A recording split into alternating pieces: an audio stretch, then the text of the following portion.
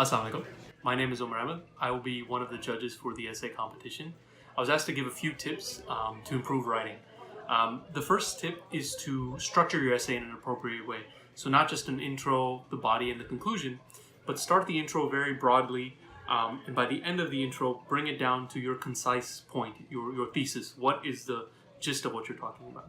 Then in the body, make your points, point 1, point 2, point 3, perhaps more, perhaps less. And then the conclusion will be the inverse of the introduction, right? You will restate your main point and then leave the audience with a more broader view and something else to think about. The second piece of advice I'll give you is to make those parts of the essay flow between one another. Don't just have the introduction and then suddenly shift gears into the body in point 1 and then suddenly into point 2.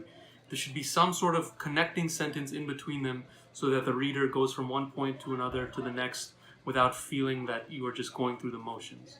The last bit of advice I'll give is to solicit the feedback of others.